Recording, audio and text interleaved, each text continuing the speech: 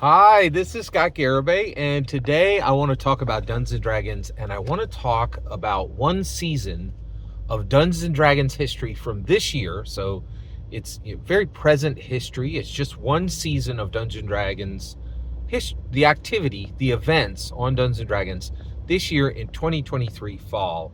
And I want to talk about this pattern that has shown in 2023, and it is my humble opinion, this pattern occurs in every single season of Dungeons & Dragons currently because of its natural momentum and because of the intellectual properties, the platform's organic presence. Right? So let's talk about this. So what happened in 2023 fall in 2023 fall for Dungeons & Dragons?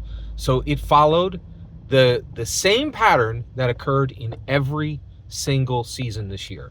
And that is, first, there was a Canon event, a Canon hardback event.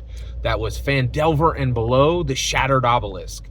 And what this was it was the creation of an entire Dungeons & Dragons Canon hardback out of the classic Lost Minds of Phandelver starter set that is almost 10 years old now because it came out at the very, very beginning of Dungeons & Dragons 5th edition. And it was a strong, successful starter set, but there had been other starter sets that had come along since, like the Essentials kit and Dragons of Stormwreck Isle. And so that old Lost Minds of Phandelver was not needed anymore. And so what they did was they took it and they expanded it out into its own entire canon hardback. It was absolutely fantastic, and just like essentially every Dungeons & Dragons canon hardback, you can go and find content right here on this channel about Phandelver and Below, the Shattered Obelisk. It's extremely exciting, and it's an event. These canon hardbacks are they are truly an event, right? Next is the Crisis. Of course, there was a crisis for Dungeons & Dragons owners, Hasbro, for Dungeons & Dragons owners, creators, Wizards of the Coast. There was a crisis. Let's talk about the crisis. What was it? Oh my!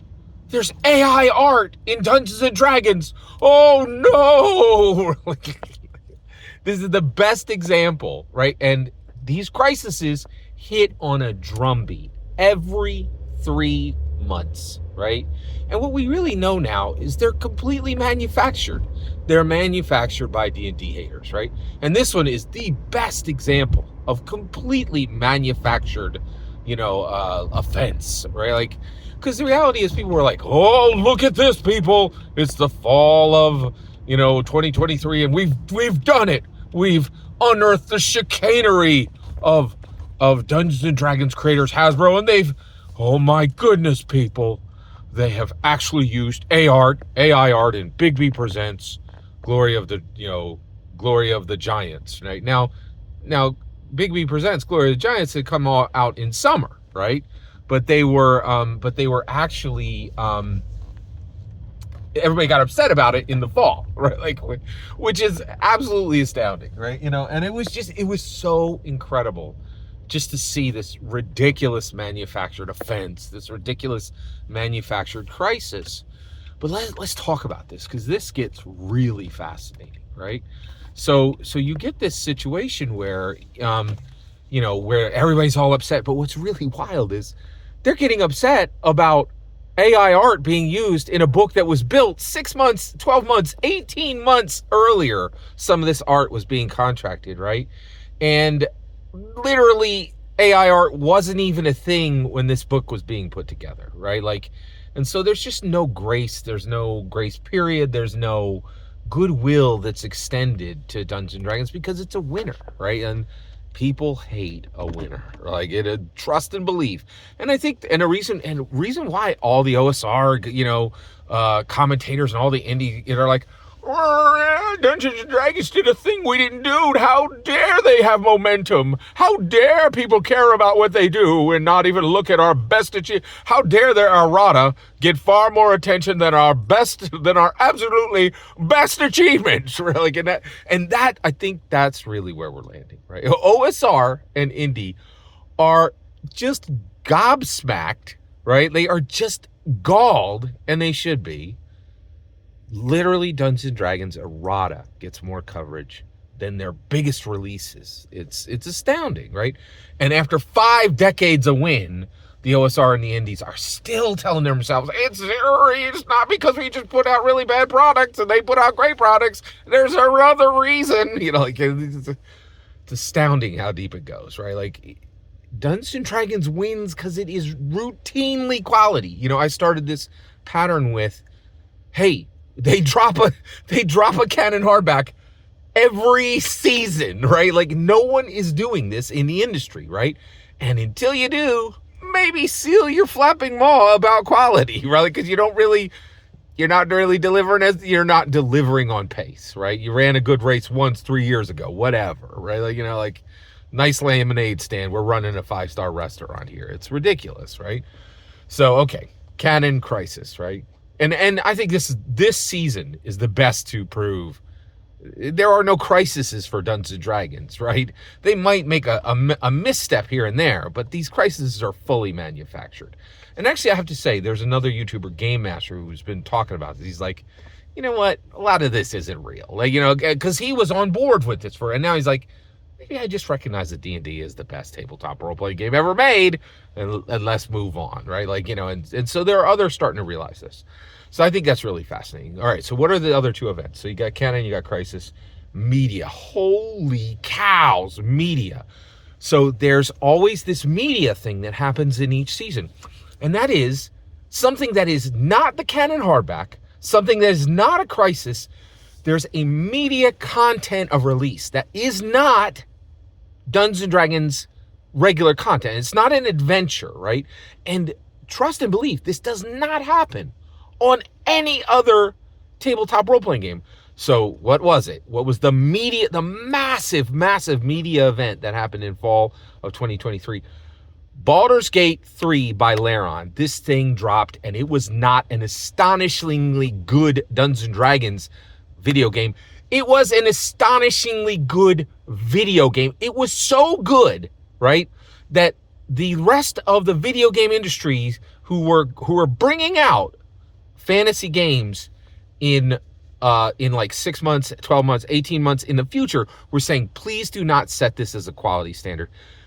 This is not a joke. Literally, right now, in this month, Baldur's Gate 3 by Laron, Dungeons & Dragons video game is being considered the best, is on many lists for best video game of the year. It's not a good Dungeons & Dragons video game. It's not a good fantasy video game. It's not a good RPG video game. It is literally competing with the best video games that were built this year with no asterisk, right? Do you understand that? That's astounding. And this is my point. The OSR and indies are not putting up like this. Like, I think there's one other tabletop, like there might be, I could count on one, maybe 2 hands, the number of TTRPGs that have, video games that are even based on them, let alone to have this level of success. So last one. This is a really interesting. So the last one is an instance, okay? So you have Canon, you have Crisis, you have media, and then you have instance, okay? And what was the instance? Tal'Dorei Reborn goes off.